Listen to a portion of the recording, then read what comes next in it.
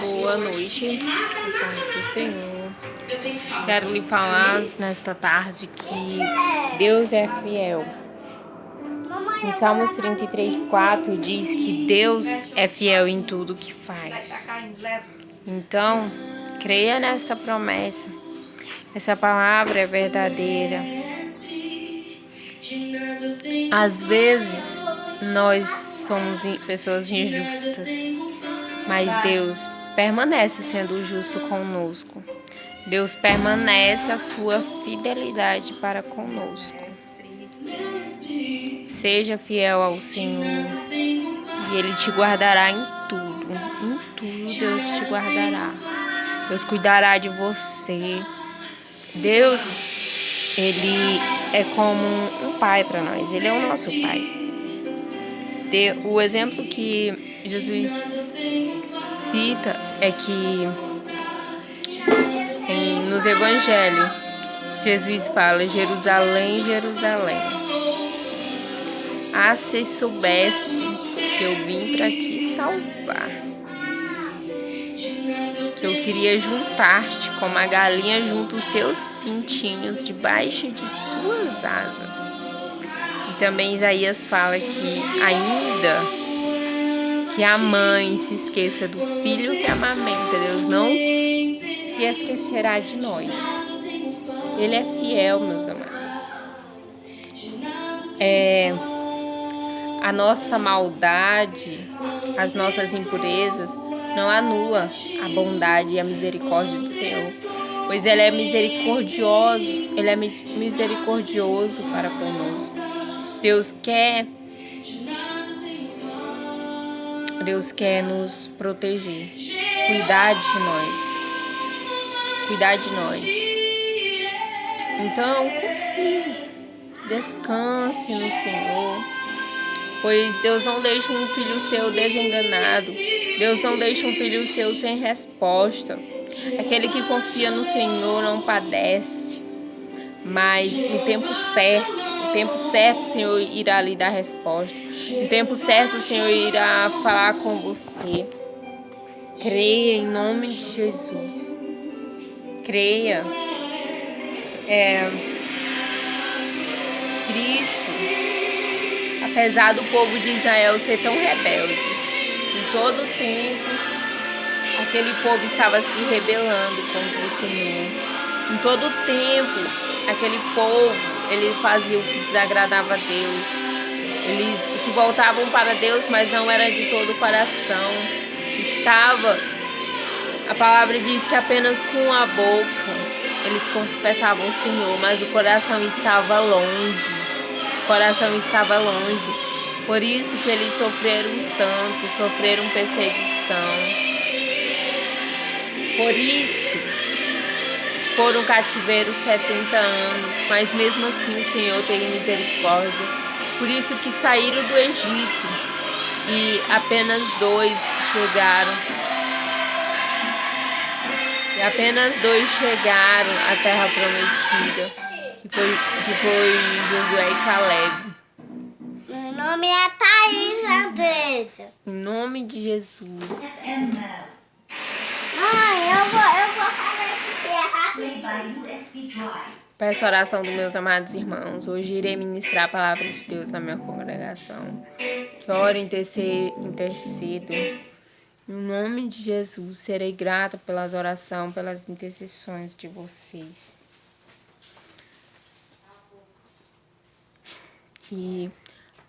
E assim, persista. A mensagem que eu quero dizer para vocês é persista, pois às vezes a gente não vê, mas Deus está conosco. Deus está ali nos fortalecendo. Deus pega na nossa mão e diz: meu filho, vamos, eu sou contigo. Em nome de Jesus. Ainda tem aqui. Creia. Essa promessa é verdadeira. Tudo que a Bíblia fala é verdadeiro. E Deus sempre usa para me falar essa palavra de confia. Que Deus quer de nós é confiança. Tinha um servo Tinha um servo que foi em Israel. E ele falou, Senhor, eu tenho um servo e ele está enfermo. E Jesus fala para ele que irá na casa dele. E ele falou assim, não, Senhor, não sou digno de te receber em minha casa. Fala apenas para mim ir, serei curado e assim vou, porque também eu sou autoridade, também sou subordinada à ordem. Quando eu falo a um dos meus oficiais faz isso, ele faz. Então esse homem tinha muita confiança. Muita confiança no Senhor. E o Senhor diz, vá, pois ele estará curado. O Senhor diz que nem Israel viu tamanha fé como a fé desse homem. Então Jesus se alegrou muito vendo a fé daquele homem. Porque na palavra de Deus diz que é impossível agradar a Deus sem fé. Então, irmãos, o diferencial aqui é a fé. Que venhamos ousar, que venhamos usar a nossa fé em o nome de Jesus.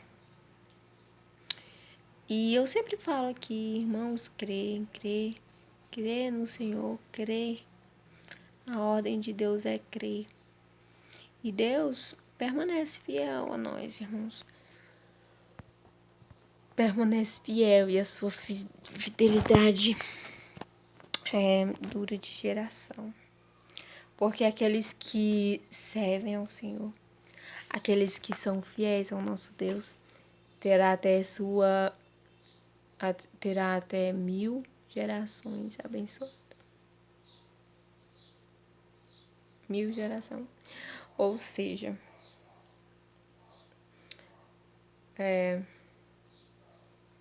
se você for fiel ao Senhor, o Senhor vai abençoar toda a sua descendência. Seu filho, seu neto, seu bisneto, seu tataraneto, seu quineto, seu sexto-neto, até o centésimo. Então, olha, irmão, olha como a misericórdia do Senhor se estende de geração em geração. É grandioso demais, meus irmãos. Jesus é misericordioso, é grandioso para conosco. Então, que venhamos crer nesta promessa, pois o Senhor é fiel para cumprir as suas promessas. Uma coisa que Deus é, uma qualidade de Deus é a sua fidelidade. Deus é fiel, permanece fiel. Mesmo que muitas das vezes nós não somos fiéis, mas Deus é. Deus honra o seu povo. E que venhamos, irmãos, conversar com Deus. Que venhamos abrir o nosso coração para Deus. Porque tem muitas pessoas que não parariam 30 minutos do seu tempo para assistir um vídeo como esse. Tem pessoas que têm 24 horas no dia, mas não tira 10 minutos para fazer uma oração. Tem pessoas que não tiram 3 minutos para ler uma palavra, 1 hora para ler uma palavra. Irmãos, e saiba que todo o seu tempo que você dedicar à igreja, que você dedicar à leitura da palavra, à meditação na palavra, à oração, nada desse tempo não será em vão. Você só tem que ganhar. Você só tem que ganhar. Você pode comparar um irmão que fica um mês indo só para a igreja e outro irmão que fica um mês em festa, em coisas que não acrescentam nas nossas vidas. Irmãos, depois de um mês, você vê o semblante daquele irmão que foi um mês todo para a igreja. Diferente daquele outro que não procurou Deus em nenhum dia do mês. Você vê a diferença. Assim como Daniel e os seus amigos. Que Daniel e os seus amigos resolveram não se contaminar com a iguaria do rei. Decidiram comer apenas frutas e legumes por 10 dias. Depois de 10 dias, aos fins dos 10 dias, dava de ver a diferença entre eles, que comiam só fruta e legumes, e os outros, que comiam dos manjares do reino. Então, houve-se uma diferença. Então, você pode notar a diferença. Às vezes, você pensa, eu tenho indo para a igreja, eu poderia estar indo para a festa. Mas, irmãos, na igreja, a gente não perde nada, absolutamente nada na igreja. Nós só temos que ganhar. É tão bom congregar. Eu acho assim que quando eu fico uma semana, que é muito difícil, é raro, mas acontece de eu ficar uma semana sem ir pra igreja, eu me sinto muito triste, muito cabisbaixo. Eu me sinto assim, fora de mim, como se eu estivesse perdendo a minha identidade. Se eu vou para outros lugares que não sejam favorável, né, a nós que somos evangélicos, eu me sinto assim deslocada, sabe? Como se eu fosse um peixinho fora da água. Eu me sinto perdendo a minha identidade, como se eu não fosse eu. Então, que você venha ter também isso na sua vida. Mas apesar, irmão, você pode ser um tipo de pessoas ou de cristão que gosta de frequentar outros lugares, mas saiba, mesmo esses lugares que não é bom para um cristão, mesmo nesse lugar, Deus está de braços abertos para você. Deus está sendo misericordioso com você. Deus está lhe guardando, mesmo você indo para uma noite, numa balada, numa festa. Você faz de tudo, mesmo você lá nesse lugar. Deus está ali. Deus está ali com você. Deus está ali, lhe protegendo, lhe guardando.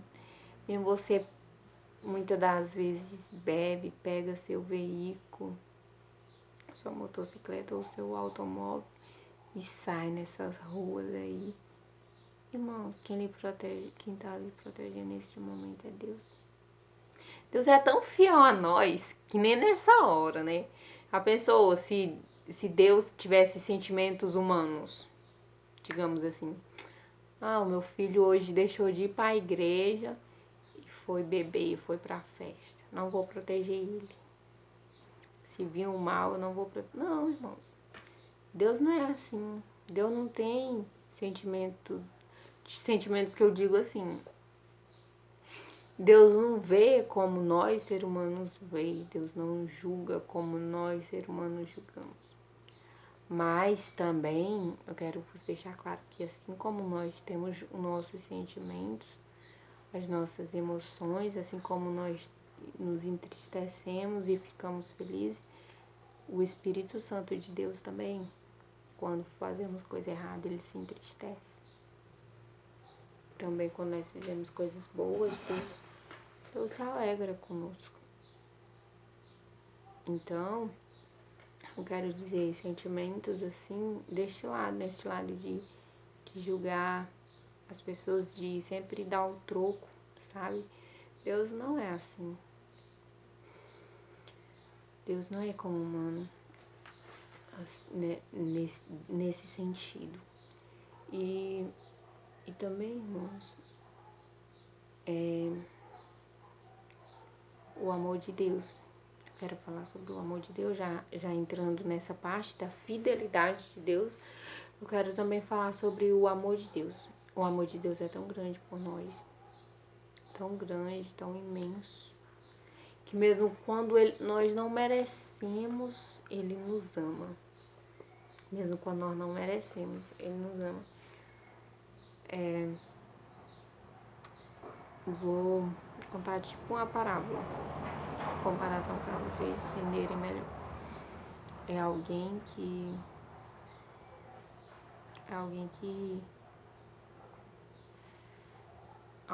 que desviou do caminho, alguém que queria saber só de fazer coisas erradas, entregar os desejos da carne, alguém mesmo que não merecia perdão, alguém que não merecia. A única coisa que merecíamos era a morte.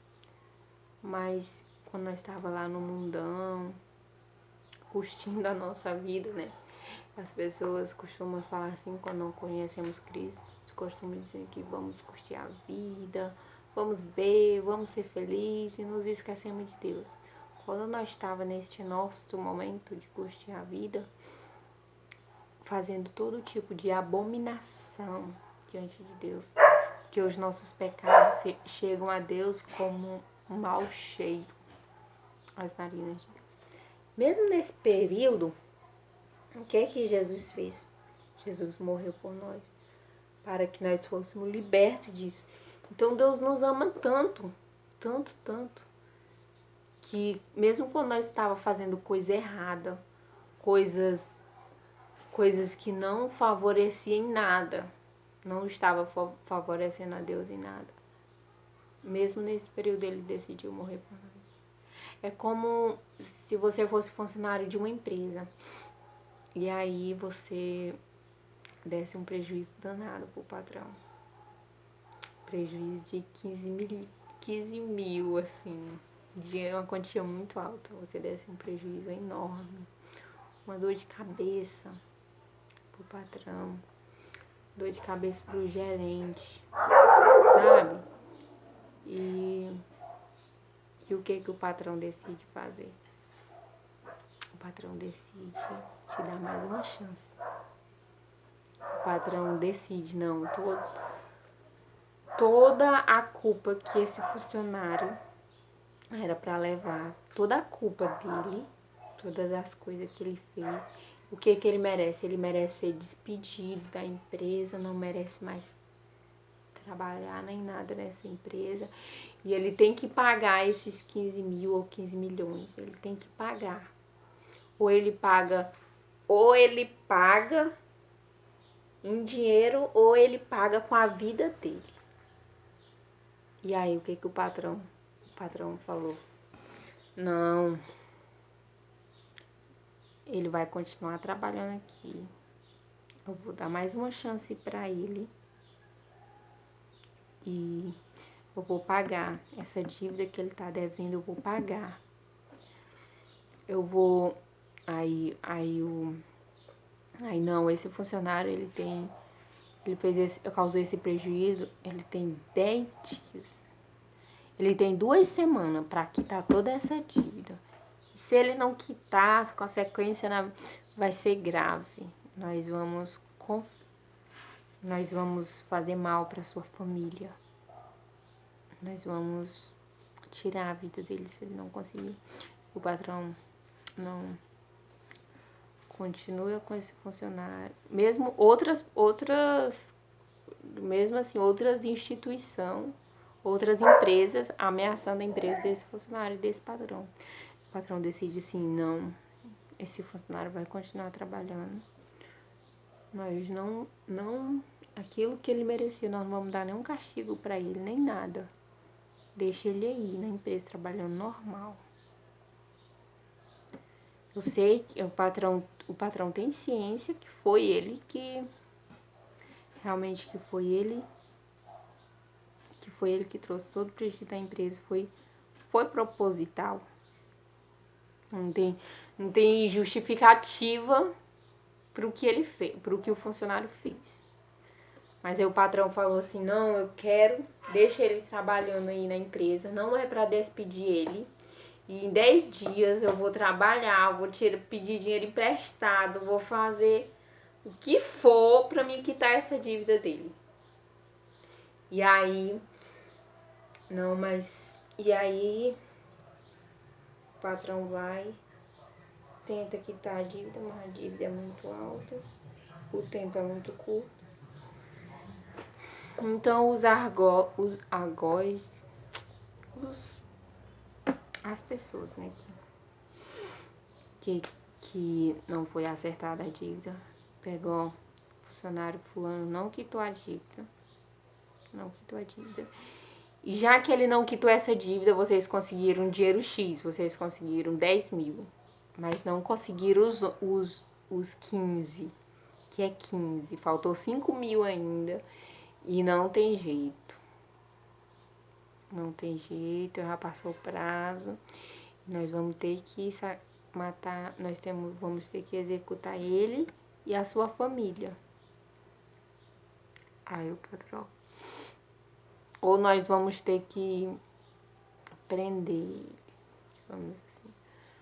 Não, nós vamos prender ele, deixar ele retido por um tempo, um ano. Deixar ele retido. Uma das duas, o patrão disse, não é pra fazer nada disso com ele. Não é pra executarem ele, não é pra fazer nada com a família dele. E também não é pra deter ele, não é pra prender. Se quiserem fazer alguma coisa comigo, não façam. Ou se quiserem fazer alguma coisa com ele, não façam com ele, mas façam comigo. Vocês podem fazer o que quiserem comigo, mas não toquem na vida dele, não façam nada com ele. Aí agora você assim, imagina essa situação toda. Tipo, eu como uma mera humana, né? Eu imagino, nossa, o patrão tá se expondo tanto por causa de um funcionário, esse funcionário não era nem bom, esse funcionário trouxe prejuízo, esse funcionário antes desse prejuízo, esse funcionário já havia causando pequenos prejuízos, esse funcionário é isso, não sei o quê. Então, isso é um absurdo para todo mundo, para a família do dono, para os seus funcionários, tudo, para os seus funcionários que são corretos. Isso é um absurdo. Aí, isso é um absurdo até para os seus algozes. Até para os homens que queriam matar o funcionário. E eles ficam cheios de fúria e matam o funcionário. E mata o dono. Mata o dono. E aí o que todos vão dizer, nossa, esse funcionário, esse dono da empresa, um empresário, um homem rico, bem sucedido. Não, primeiro o dono, antes de o dono morrer, né? O dono foi preso. E lá na cadeia, na prisão, ele sofreu muito na prisão. Ele sofria demais. Ele sofreu tanto que morreu na prisão. É assim, é o roteiro. Ele sofreu muito na prisão e morreu. Aí o que todo mundo vai falar, nossa, como pode um empresário, dono de várias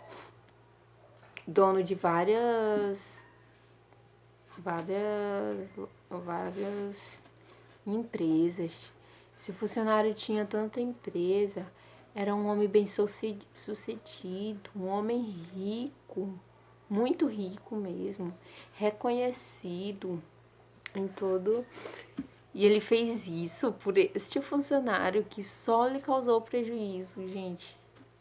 É uma coisa assim que não tem como entender. Ele sofreu, ele foi pra cadeia. Ele nem merecia, ele não fez nada. A única... Era um homem bom, que ajudava os pobres. Que todo mundo que chegava pra ele pedia ajuda, ele ajudava. E, gente, dá vontade de chorar, porque é assim que... No nosso contexto, é assim que a gente interpreta a história de Cristo, porque a nossa história, né? A história de Cristo é a igreja, porque Cristo tinha toda a sua glória e majestade no céu e deixou tudo para vir à terra, para sofrer e morrer por nós. É igual o empresário. O empresário, ele tinha muitas empresas, tinha um conforto no seu lar e foi para a prisão, lá para a cadeia sofrer, ser tratado como criminoso lá na cadeia, apanhar até morrer, até a morte. Aí nós ficamos pensando, nossa, como pode, né? E Aí agora nós vamos colocar assim, que não foi um funcionário, foram 3 funcionários. Depois de tudo isso que o patrão fez, que o dono fez, foi pra cadeia, morreu, foi executado pelos funcionários que deveriam fazer morrer. Mesmo assim, teve um funcionário que ele não... Gente, que ele não deu a menor importância pro que o dono fez. Ele não deu a menor importância. Ele não tava nem aí. Aí você fica, ai meu Deus, como assim, cara? Foi uma coisa que causou comoção em todo mundo. Foi os outros funcionários tudo vendo aquilo, causou uma comoção em todo mundo. Todo mundo. Vamos dizer que isso virou notícia no mundo todo. Um patrão se resolveu morrer no lugar do seu funcionário, que deu prejuízo pra ele. Ai, você fica, meu Deus. E tem o funcionário, todo mundo comovido, e só aquele funcionário que foi por ele ali. Pra ele, sabe, tanto faz, pra ele tanto faz como tanto fez. Aí você, como assim? Mas aí você vai falar pra ele. Todo mundo, né? Porque quando a pessoa tá assim, nem aí todo mundo vai lá e fala, funcionário, fulaninho, porque você tá assim, fulaninho, olha o que ele fez, tudo isso ele fez por você, pra você. E aí chega o outro e fala pra ele a mesma coisa. Aí o funcionário, ainda fica zangado com você. Ele chega e fala pra você, eu já tô cansado de ouvir isso. Nem foi por mim. O funcionário ainda tem que falar a palavra, nem foi por mim que ele fez isso, não. Não foi nem por mim, não sei o que. Blá, blá. O funcionário espragueja.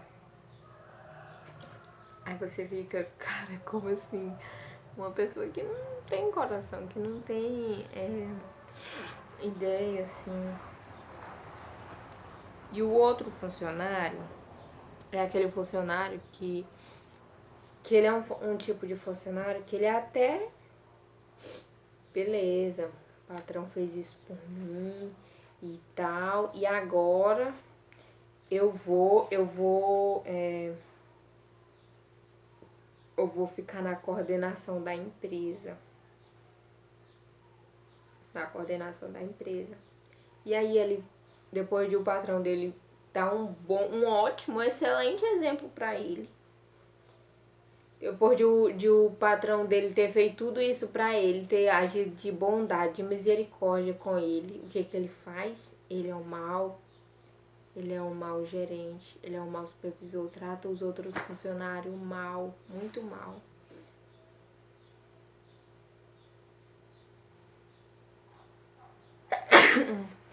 E esses 2 exemplos que eu trago, o primeiro era aquele funcionário que não ligou pro que o patrão fez, é aqueles irmãos, aquelas pessoas que você fala, Cristo morreu por você, aceite Jesus, mas pra eles não estão nem aí. Pra eles tanto faz, eles querem curtir a vida, querem, sabe? E aí você fica... Mas aquela alma que você insiste, parece que quanto mais você insiste pra alma ir pro céu, mais ele insiste em fazer as coisas. Então, olha, você fica sem entender, né? Fulaninho já ouviu tanto falar de Deus, já foi crente talvez, fulaninho Deus já fez tantos milagres, tantas provas na vida de fulano, mas fulano não. Mas isso, irmãos, é as cadeias espirituais que a pessoa está enfrentando, é a luta interna. Mas também trata-se da pessoa tomar a decisão dela. Porque assim, apesar de Jesus ter feito tudo isso por nós, e muitas das vezes alguns cristãos estão na igreja obrigados, mas assim, obrigado, você vai servir a Jesus obrigado até um certo ponto. Porque depois de um certo ponto é você que tem que tomar a sua decisão. Como, por exemplo, talvez você é jovem e os teus pais te obrigam a ir para a igreja. Você vai porque teus pais te obrigam. Mas quando você ter mais maturidade, quando você estiver lá na sua escola e você vê as outras pessoas, os outros jovens fazendo coisa errada, é você que vai decidir se você serve a Deus ou se você serve ao diabo. Você que vai decidir se vai fazer coisa errada com aquele coleguinha ou não. É aí que vai estar a diferença na sua vida, se você serve a Deus verdadeiramente. E o segundo funcionário que eu lhe falei, que ele resolveu tratar os outros sem piedade no caso, é aqueles irmãos que é como se eles quisessem Jesus só para eles, sabe? Aqueles irmãos que não querem anunciar, que não ajudam, que dizem que são crentes, mas não ajudam aquele irmão que está passando dificuldade, não visita, não faz nada na obra de Deus. Tipo assim, ele só tá ali, tá numa posição para fazer alguma coisa, mas não age. Em vez de ajudar os irmãos, a levar os seus fardos e tal, ele coloca mais fardo sobre os irmãos. Era que nem os fariseus. Os fariseus eram as pessoas que eles erravam, mas era tudo ali na calada, na escondida. Os outros erravam, apedrejava, julgava o irmão, sabe? É esse tipo de cristão que aquele cristão que não tem piedade do próximo. Que errou, ele vai falar mesmo. Olha, tá errado, tá. Muitas das vezes, muitas pessoas se afastam da igreja por causa disso, porque elas caem. Não estou aqui também justificando o erro, porque aquelas pessoas que cometem erro, elas têm que passar pelo processo do oleiro. Mas também aquela pessoa que erra, ela não pode ser julgada. Ela tem que ser ajudada ao invés de julgada pelos irmãos. Ó, filho, é assim. Você não conhece a Bíblia, mas funciona desse jeito. Porque tem algumas pessoas que, por mais que elas estão há muito tempo ouvindo a palavra do Senhor, mas de vez em quando elas ainda têm que ter um ensino, assim. É como Paulo falou, né? Que os irmãos já estavam há muito tempo ouvindo a palavra, mas ele disse que vós, irmãos, já era para estar comendo coisas sólidas, mas ainda são meninos na fé. Ainda precisa ainda do leite. Então é desta forma. Mas o amor de Deus